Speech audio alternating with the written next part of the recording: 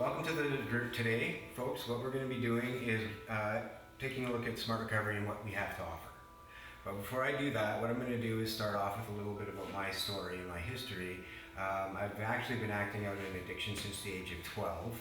At the age of 21, I was hurt really badly in a car accident, severely brain injured. By 2005, I needed recovery real bad. So I checked into detox. Detox took me to Alberta Health. After there, I went to Alberta Health Services. They sent me to SMART, and SMART is now the foundation of my entire program, which is awesome because I've just celebrated 8 years clean. So I've got 96 months now, and I'm counting all the way up to 120. That'll be 10 years, and then I'll switch to years, and maybe I'll be 131 when I die, right? So it's good, it's awesome. It's a good program, right? It's really good. So what we got is some points and tools. The Smart Recovery program, I like to say, is we're not competing in any way, shape, or form with any other programs. What we want people to do is to get out there, find out every little possible thing available to you in recovery. Then you can take all of bits of, parts of, or none of these programs and personalize our approach to recovery. Personalizing our approach to recovery is very important because when we own something, we take good care of it. So the acronyms we have is quite a bit. Self-management is the key to our program.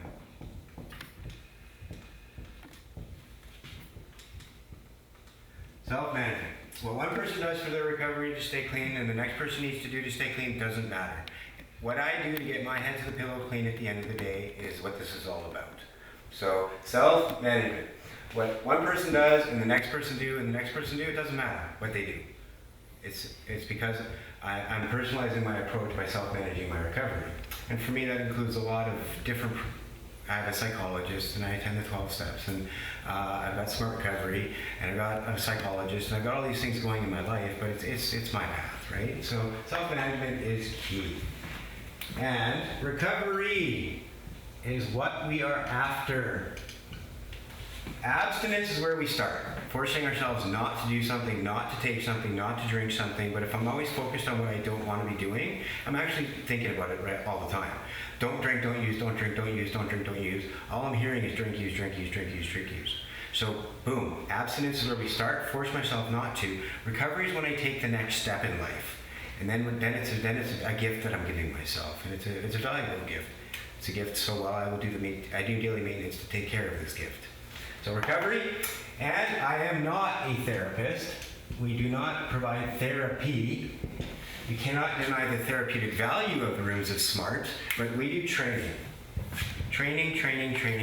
Tools, tips, techniques, and strategies, ways to stay clean on a daily basis. So training is important. Look at the Olympic athletes. They train for 4 years for one event.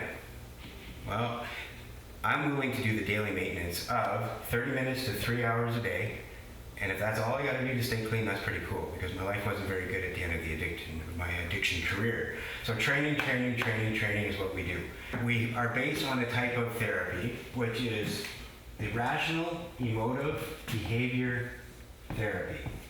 Behavior change is why we come into recovery. I haven't met anybody who's come into recovery because things are awesome. We need to make a change. So the behavior change, what we teach is the behavior can be backed up to an emotion.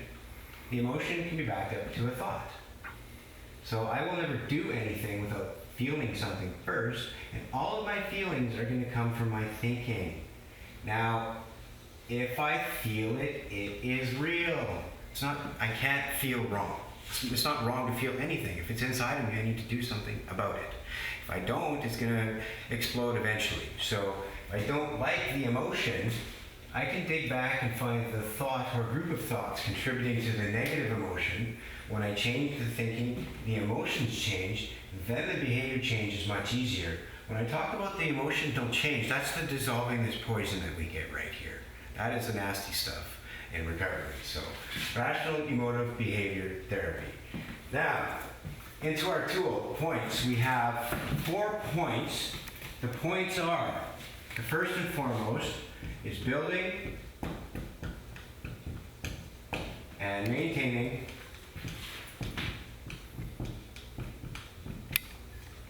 motivation. Motivation to be clean. Where do we get motivation? about the bottom. And that's awesome. That's awesome motivation, right? And where is the bottom? The bottom is when you put the shovel down. It's a choice. I don't have to hit anybody else's bottom. It's my bottom. I've had enough. I put the shovel down. That's what we work on. Now, that stuff that gets us in the room, that's the muck, the mire, the pain, the crap, the fear, and the stress of relapse. And that fear is great. The bottom is when I've had enough pain, when I've had enough anxiety, when I've had enough stress. I don't have to hit anybody else's bottom. My bottom is when I put the shovel down. That empowers me to quit now before I hit down a path which could be worse. Some people go down a really, really, really bad path of recovery, and they go a lot further in addiction than I have.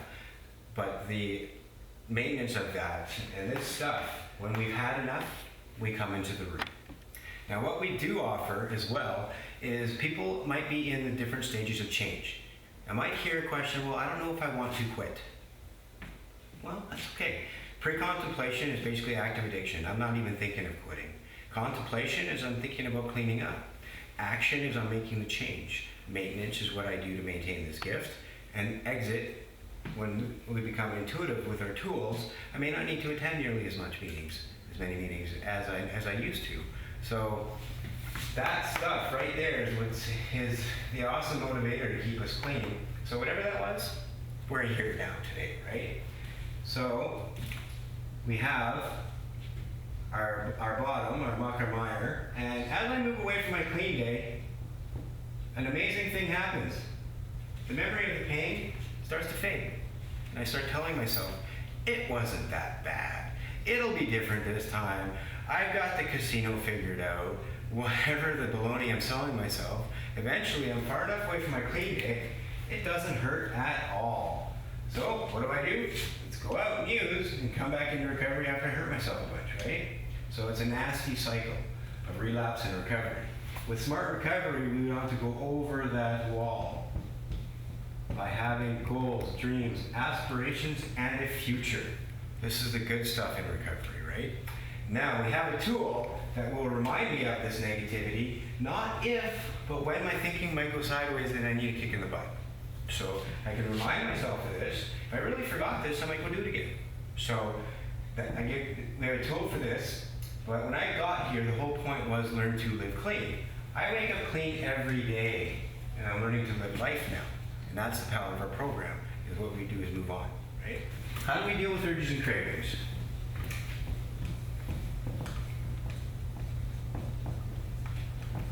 With urges and cravings. The urge is I want it. The craving is I need it.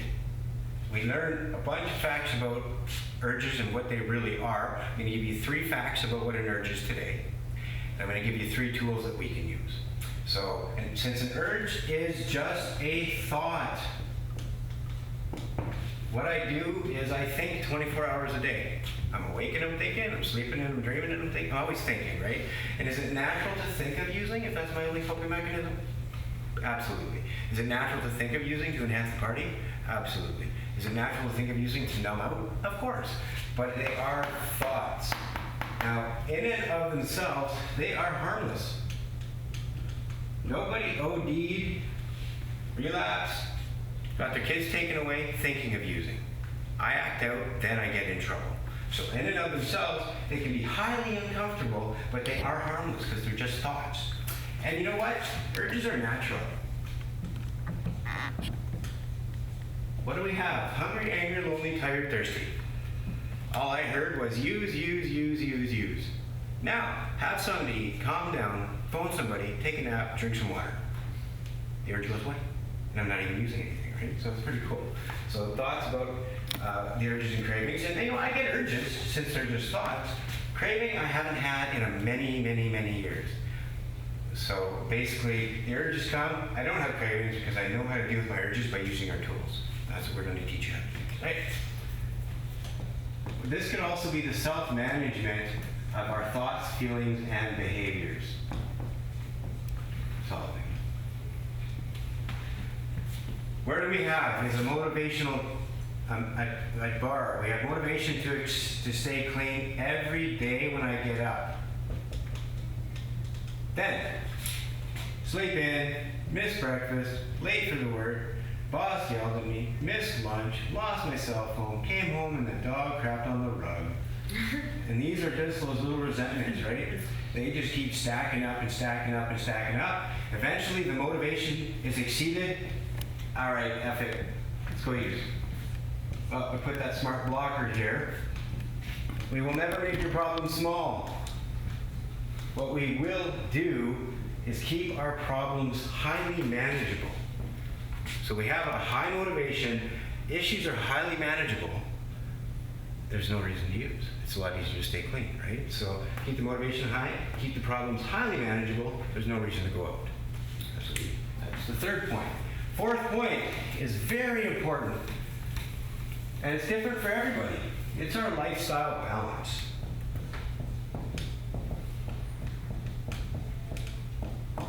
So lifestyle balance. Pie chart of life. Wow, I've got a big pie chart. And then I quit using, and there's a huge void in that pie chart. What this will get filled with eventually is a relapse. Everything I did was based on addiction, using, finding, hiding, scheming, devious recovery. It's just bad. So I've got this huge void in my pie chart now that I'm not using. What I do is put some legs under my table to make it more solid. So if I put 2 legs under my table and I can't lean on one of the legs, the whole table falls down. If I try and put 40 or 50 legs under a table, it's pretty hard to balance the table. This is not something that we do once and be done with it. It's an ongoing process. So in my life today, I'm a facilitator, I do presentations, I am a treasurer, I am a volunteer, I am a son, I am a pet owner, and I'm a brother. So I do these things well clean. One piece of my pie chart that's not going to go really anywhere is my addiction concerns. So you'll notice when you come to the smart rooms that we don't label ourselves as addicts or alcoholics or anything like that. The reason for that is that labels can be largely ineffective. They can be dangerous. If I keep telling myself that I'm nothing but an addict and a stupid addict and a damn addict, get used to being an addict, how good do we feel? Not really good. In NA, I have no problem saying my name is Curtis and I'm a grateful recovering addict. When in Rome, do what the Romans do. If I don't like what the Romans do, I just stay out of Rome, right? So I can't condemn them for what they're taught, right? So the addiction concerns are going to be there. What we talk about, be careful when you clean up, because something that was not a problem could become a problem now, right? And SMART is an abstinence-based program where what I like to say is give yourself a couple years and see really what it's like to be clean. And that's just like getting a diploma. We invest in ourselves, right? So, and then you can make that decision again, right? After you get 2 years clean, you can decide, do I really want to go back to that way of life? And it's something we can ask ourselves. Now we take these good areas of our lives, however, and I expand on them.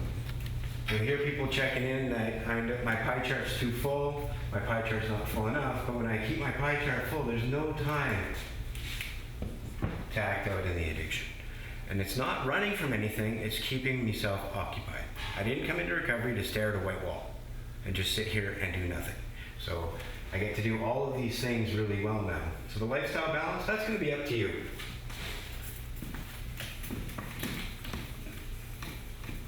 That's a big part of personalizing our approach to recovery as well, is the lifestyle balance, right? Now, our first tool is the cost-benefit analysis. So, we've got 4 quadrants. And it's SMART, we call it using, we call it clean. We don't really talk about what gets us into the room of recovery, because if I'm in a room of recovery, something didn't go so well.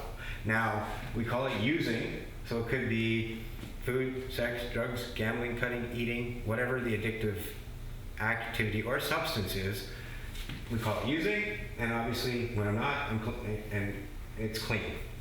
Now, the pros of using, you think, why would I look at this? Isn't that a trigger? Well, no. I did it for like 19 years. Was there any reason? I'd have to be a complete idiot if I wasn't getting something from it. So why do we use? To feel nothing. Numb out Beal's emotions, right? What else? What about the high? The euphoria. What else?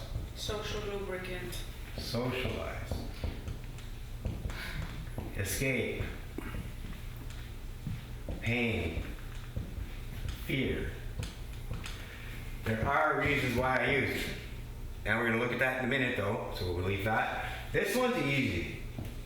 The cons. What sucks about it? Scare people away. Relationships, right? I'll put that down exactly as you said it actually. You scare away people. Scare away others. Financial. Financial. Children and pets. Pets. I guess that's relationships. Yeah, pets. Children. What about jail? Institutions. Death. Death. So, General health decline. health decline. Physical.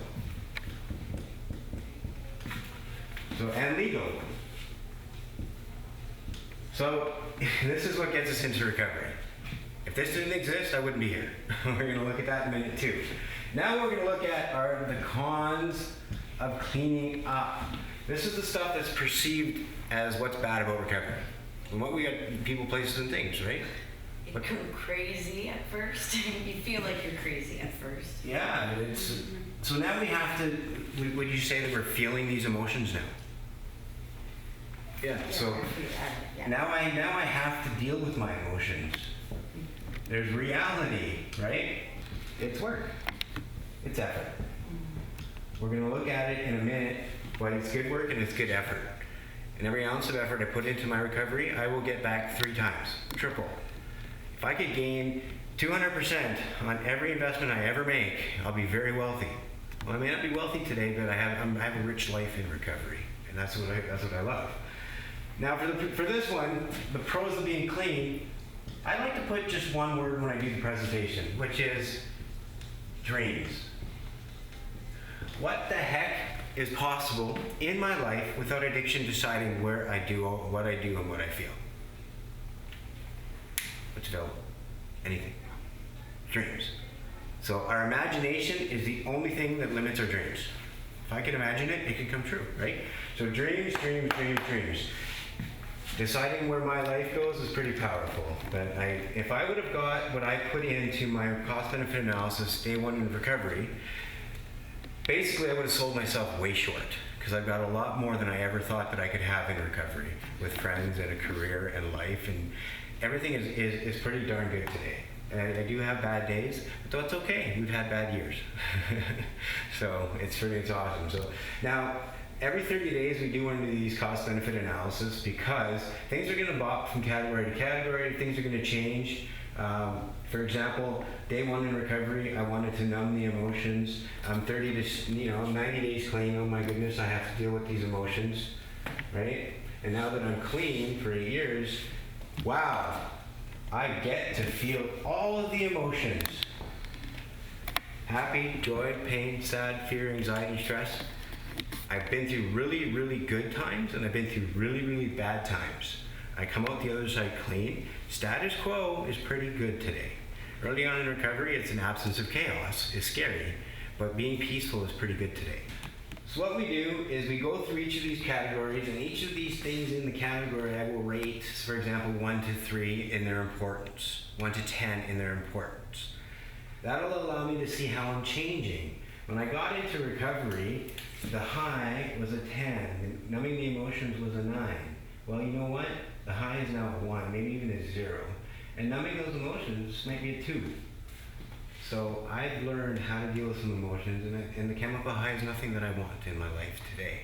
So we go through each of these things and rate them, and then we can save our cost-benefit analysis because we can see how we grow going forward.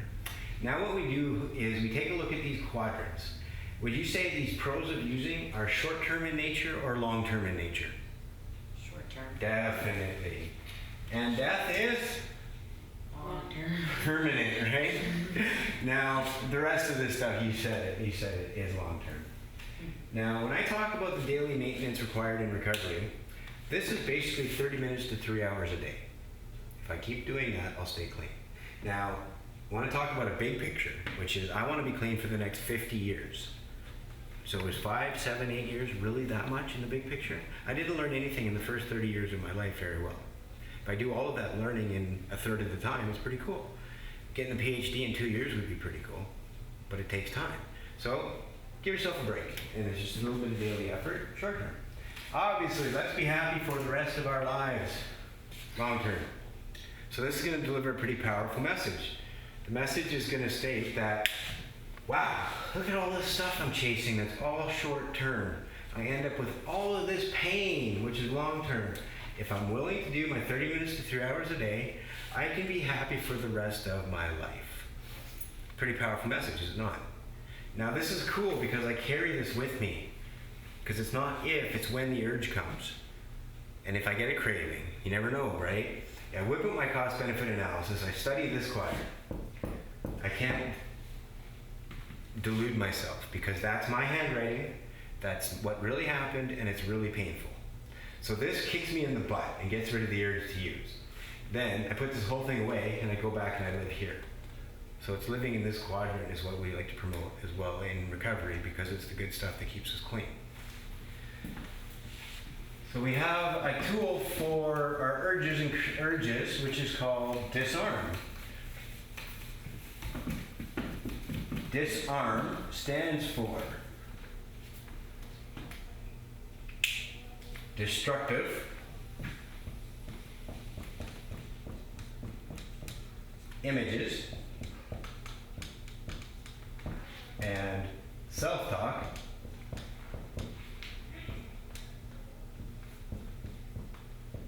awareness and refusal methods. So it's if I am aware of the negative destructive images that fly in my head and deal with them, that's pretty good. Now it could be one of my destructive images that would trigger me would be seeing animals who have been abused on a poster or something like that, and it would just eat me alive. But today, with my recovery and moving into an acceptance period, I can deal with those images and it doesn't drive me out. The self-talk is the stuff that you're an idiot, you're a failure, and you're a loser, and you're a creep, and you can't do anything right, yada, yada, yada. So we become aware of that too. So after we're aware, we refuse to act on it. So I've got 3 tools, which is the foundation of disarm. The 3 tools that we use that will get us through any day, all we need is these 3. All I had was these 3 early on in recovery, and it's enough to keep us clean. So the first one, acknowledge it. Don't deny the fact that I'm being triggered. I just turn to somebody who's important to me and say, wow, I'm really being triggered, and I want to use. Now it's out of me. How do you destroy a secret? You tell one person. Now it's not a secret. How fun is it to keep a dark, dirty secret? It's not fun, right? So I acknowledge it. Wow, am I ever being triggered? You know what? I feel like having a drink. Whatever it might be. This is what we do. We acknowledge it. Half its power is going to be gone. Just like that. Because get it out there and it shrivels up in the light. Keep it inside, it gets moldy in the dark, right? So I acknowledge it. Then I do what's called stop thought. This is pretty much the foundation tool, which gives us a toehold. So I acknowledge it, stop thought. Yell, scream, slam my fist, stomp my foot, but I just picture a stop sign, huge, red, blaring. I yell, stop, scream, stop, slam my fist, stomp my foot, but everything about Curtis goes into the stop sign. Then I get a break from my urge, because I can only multitask if I choose to. I can only think about more than one thing if I choose to. So if I'm thinking about nothing but a stop sign, or my dog, or a bottle of water, or something neutral, or my driving, if I'm putting everything about me into something that's not using, I get a break from that urge. So acknowledge it, stop thought, rip your mind off the relapse track, distraction. Plant something positive. Rip a weed out of the garden, plant a flower every time. You'll get a good garden you'll get a good bed of flowers. What's the easiest thing to grow in a garden? Weeds. you don't do anything and they come, right? So we want to keep that's keeping our pie chart full by putting lots of flowers in our garden and growing a bunch of good stuff as well too. So acknowledge, stop, let distract. We have many different tools that are available to us. But those are the three I will let you know that'll keep you clean. If that's all I had was those three tools, I will stay clean. If I need to do that 100 times in a day, it's okay. Every time I don't use, I get stronger. Every time I use, my addiction gets stronger. So it's a choice. Am I growing in recovery or am I dying in recovery? It's up to me, right? So if every time I do those three tools, I gain an inch. Every time I relapse, I give up a mile.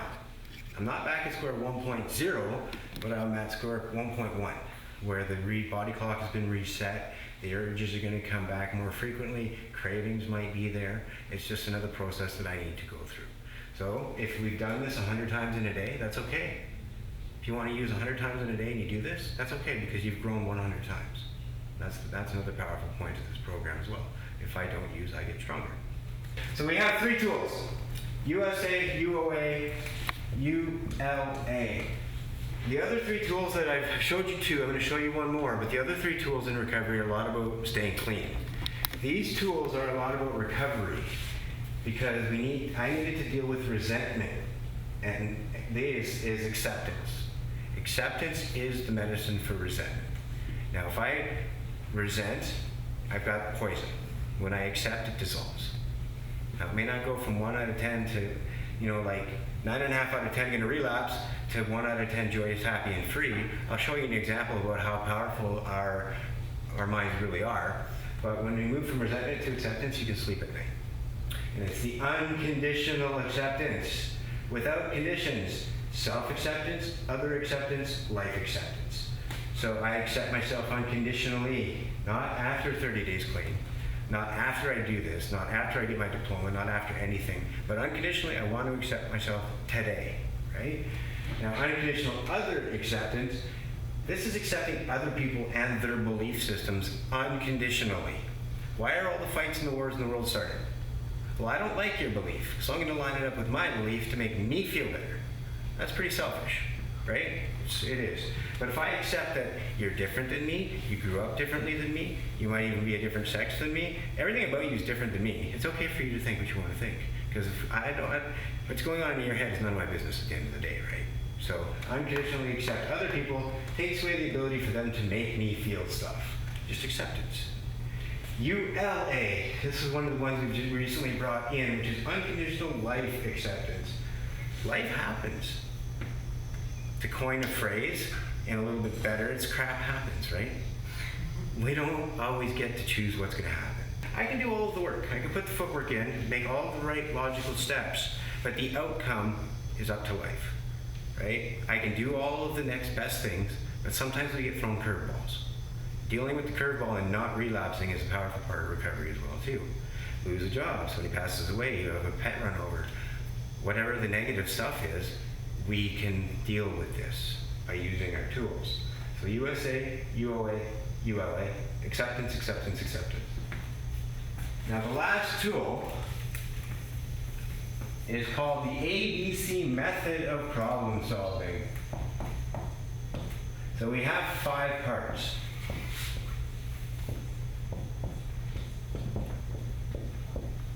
A, there is an activating event. Something happens.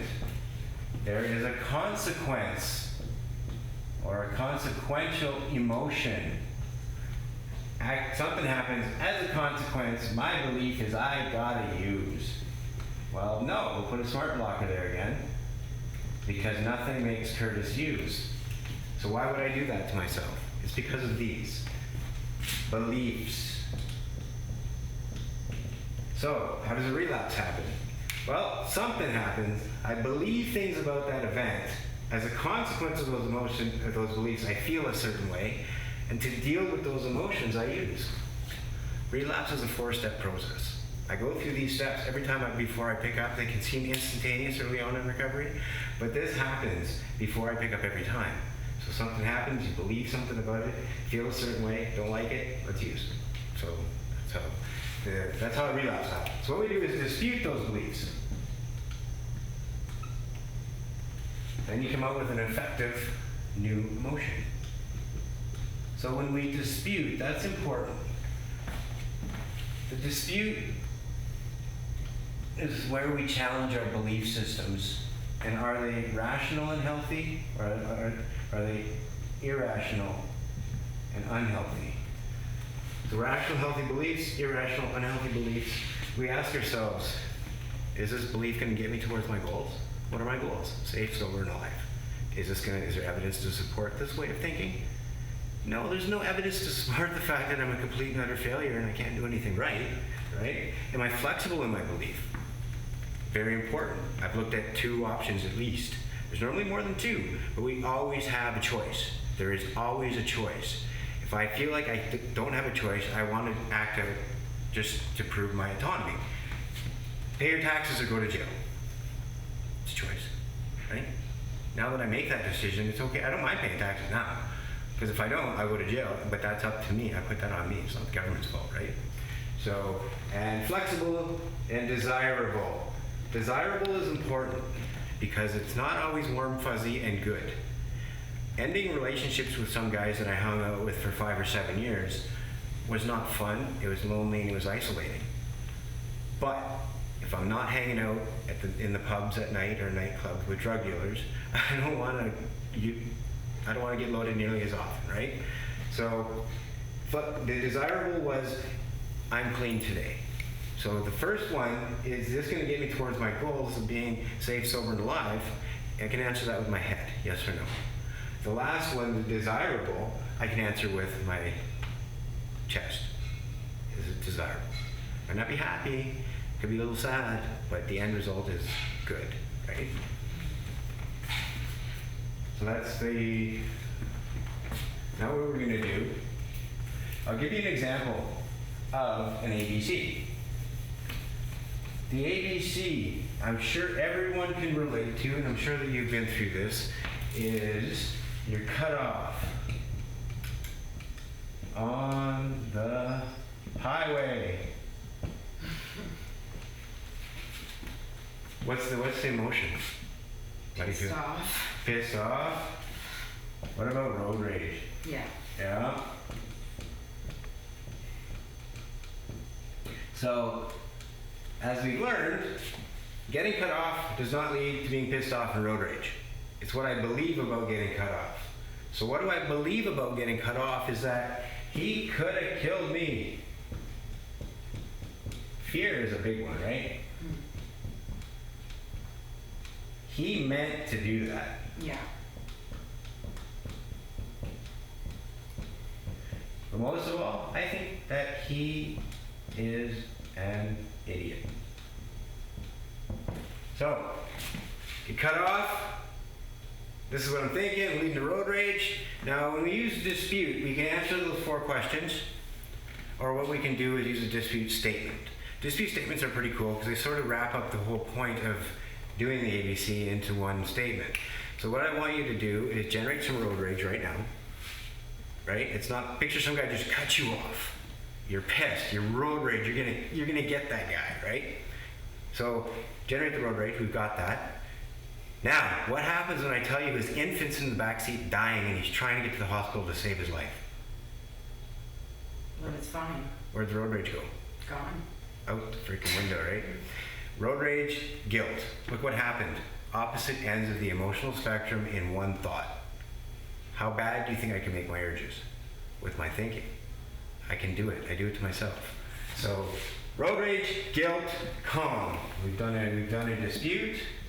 We've flown from road rage to guilt to calm. A really cool thing about this, just so you know, is that if and when there's a relapse, they do happen in recovery. What we can do is an ABC on it. Figure out what I believe about where I was and who I was with, and then I can dispute it. And hopefully, what we teach in SMART is that if I'm in that same situation that caused me to relapse last time, I can say, I've been here before, and I'm not going there this time. That leads to the staying clean, right? So.